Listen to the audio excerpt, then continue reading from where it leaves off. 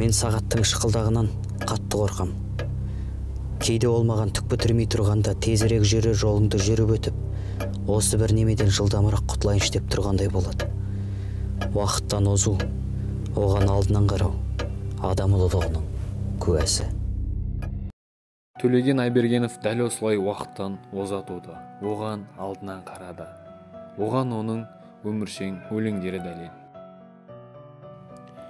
Кеудесінде таулардың, кемесінде арманның, жалау етіп ерлікті, еске кетіп ерлікті, есіп келе жатырмын.